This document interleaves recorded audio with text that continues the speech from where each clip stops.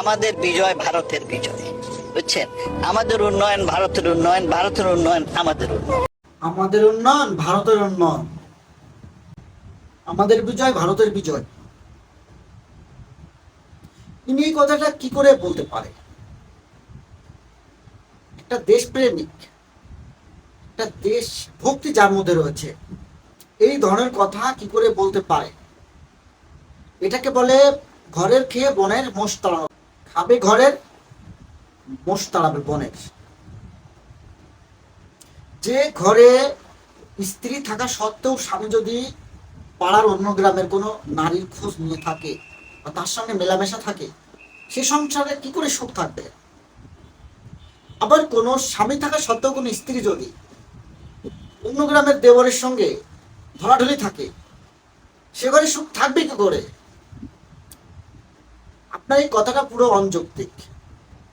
আপনারা এই দেশ থেকে অন্য দেশকে বেশি ভালোবাসেন, এটাই প্রমাণ হয়। আপনাদের মতো লোক এদেশে অযোগ্য। আপনাদের চাল চলন, আচার আচরণ, কথাবার্তায় মনে হয় আপনারা দেশদ্রোহীর মতো আচরণ আপনাদের।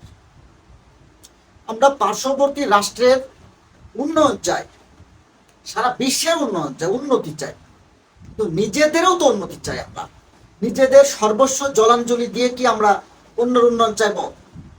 আমাদের যেটাতে ক্ষতি হবে আমরা সেটা তো কখনো চাইবো না। আমরা তো আমাদের বাঁচতে গেলে আমাদের আগে উন্নতি লাভ করতে হবে। আপনাদের উন্নয়ন হলেই ইন্ডিয়ার উন্নয়ন, ভারতের উন্নয়ন। আপনার এই কথা কোনো অবস্থাতেই মেনে নিয়ে যায় না।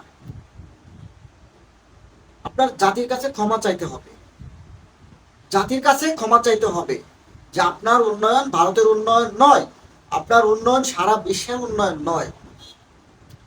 আপনি বলতে পারেন দেশের উন্নয়ন হলো বাংলাদেশের জনগণের উন্নয়ন, এই কথাটা আপনি বলতে পারেন। সবাইকে সচেতন হতে হবে। আমরা কোনো অবস্থাতেই এমন কাজ করবো না দেশের ক্ষতি হয়। কোনো কাজে, কোনো কথায় দেশের কোনো ক্ষতি করা চলবে না। দেশের যে ক্ষতি করবে, দেশের অর্থনীতি যে লুপাট করবে, সেই দেশদ্রোহী, তার কঠিন বিচারের আওতায় আনতে হবে তাকে। তার কঠিন বিচার হতে হবে এই বাংলায় মাটিতে। ডক্টর ইউনূসকে আমার একান্ত আবেদন, ডক্টর ইউনূসের প্রতি এ যাবৎকালে যত অন্যায় দুর্নীতি করে যারা এখনো টিকে আছে, কোনো অবস্থাতে তাদের কোনো প্রকার ছাড় দেওয়া যাবে না। শাসন ব্যবস্থা, বিচার ব্যবস্থাকে স্বাধীন করতে হবে, যেন তারা তাদের সর্বোচ্চ শক্তি দিয়ে সঠিক বিচারটুকু করতে পারে। নিরীহ মানুষ তারা তাদের ন্যায় বিচার পাবে, এমন একটা বিচার ব্যবস্থা, শাসন ব্যবস্থা প্রচলন করবেন যেন অসহায় মানুষেরা, ভুক্তভোগী মানুষেরা যেন প্রকৃত বিচার পায়। ধন্যবাদ, ভালো থাকবেন।